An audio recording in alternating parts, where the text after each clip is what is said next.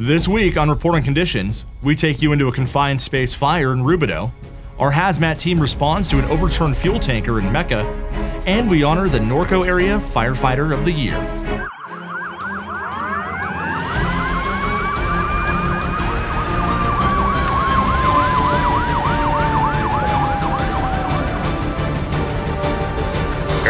Stand by for reporting conditions. Welcome to this week's episode of CAL FIRE Riverside County Fire Department's Report on Conditions. I'm Rob Rosine. Please be sure to like, subscribe, and click the bell to be notified when we upload new episodes and other exciting stories. Last week, between October 18th and the 24th, firefighters remained busy across Riverside County, responding to 3,588 calls for service. Of these incidents, 393 were fire calls and 3,012 were medical emergencies. Let's take a look at a few highlighted incidents from the past week. Early last week on October 17th, firefighters in Rubidoux responded to multiple reports of a fire burning below an overpass at Rubidoux Boulevard and eastbound Highway 60. When the first engine arrived, they discovered the fire was burning inside a confined void under the underpass. Firefighters made entry to the confined space and extinguished the fire. The incident was later turned over to Caltrans to clear the remaining debris from the area. On Wednesday, October 20th, firefighters in Mecca responded to a semi-truck hauling fuel that overturned in Box Canyon. Due to a rupture of the fuel tanker, the Riverside County Fire Department HAZMAT unit was requested to oversee the stinger operation to remove the fuel.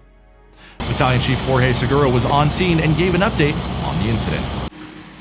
Hi, my name is Jorge Segura. I'm Battalion Chief here at Riverside County Fire, serving the city of Indio. So Riverside County firefighters responded to a report of a tanker truck rollover. The first company that arrived on scene found a tanker truck that was on its side and leaking fuel. Fortunately, the driver was not injured. They went ahead and extricated him from his vehicle.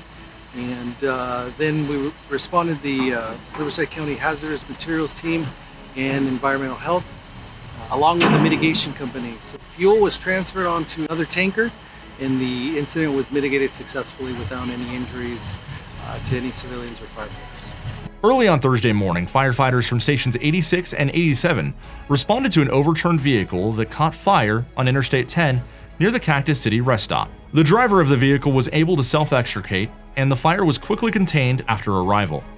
The driver was evaluated by paramedics at the scene and refused further medical care. Battalion 1 firefighters responded to a residential structure fire in the area of Good Hope on Friday morning. As the first engine arrived on scene, they reported heavy smoke and fire showing from the home. Firefighters waged an aggressive battle against the fire, and the structure sustained significant damage due to the fire being well established prior to arrival. The Red Cross was requested to assist 2 adults displaced by the fire. Thankfully, there were no injuries reported to firefighters or civilians.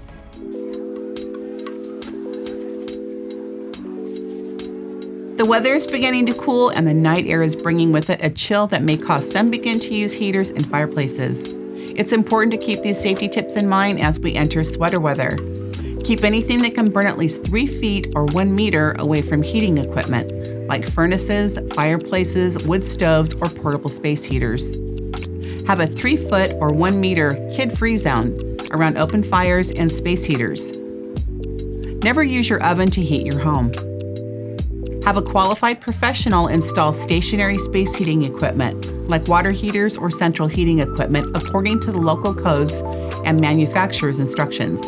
Have heating equipment and chimneys cleaned and inspected every year by a qualified professional. Remember to turn portable heaters off when leaving the room or going to bed. Always use the right kind of fuel specified by the manufacturer for fuel-burning space heaters. Make sure the fireplace has a sturdy screen to stop sparks from flying into the room. Ashes should be cool before putting them in a metal container. Keep the container a safe distance away from your home. Finally, be sure to test smoke alarms at least once a month.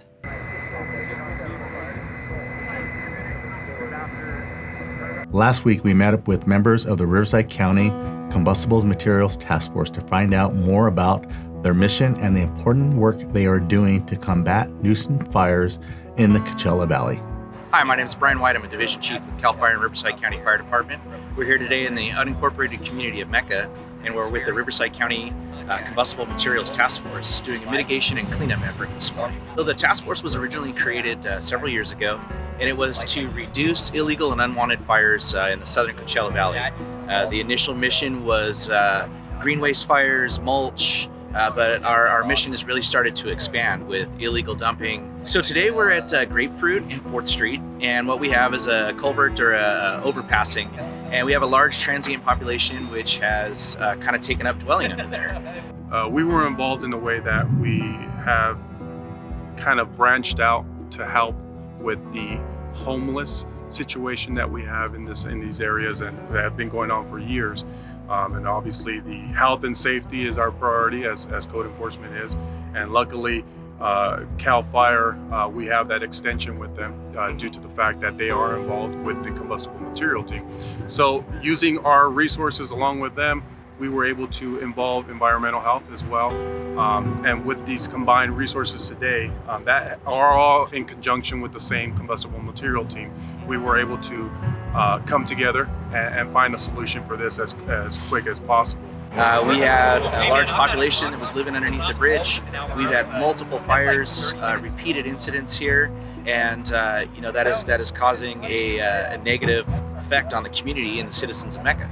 So the hopeful outcome today is we're going to be working tomorrow, specifically since we are displacing transients. We're going to be using the homeless outreach team as well as Department of Social Services and offer hopefully some long-term help to some of these folks that are living underneath the bridge and try to get them into some stable living and back on their feet and get them the help and the resources that they need. The positive thing about today is removing any sort of hazardous materials that could affect the public in any way. Obviously, this is a roadway that's publicly used daily. So in that aspect, like I said back, health and safety is our main concern for the county and for the citizens of Mecca. I'd just like folks to know that, again, this is a great collaborative working group between multiple agencies. We're really breaking through barriers. This hasn't been done, to my knowledge, anywhere in the county before. We're just using so many different agencies, from the fire department, the law enforcement, the sheriff's department, environmental health, AQMD, county roads, CHP.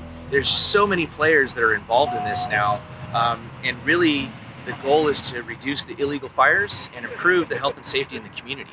Congratulations to Sandy Hastings, who was honored last week as the 2021 Norco Firefighter of the Year by the Norco Area Chamber of Commerce. Sandy's career spanned 36 years and numerous agencies.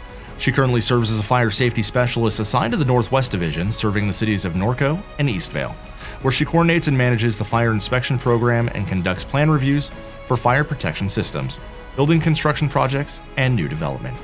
That's going to do it for this week's Report on Conditions. Please keep sending in those photos, videos, and story ideas, and be sure to follow us at CAL FIRE RRU on Facebook, Twitter, and Instagram, and Riverside County Fire Department on YouTube. For your CAL FIRE Riverside County Fire Department Public Affairs and Community Education Bureau, thanks for watching. We'll see you next week.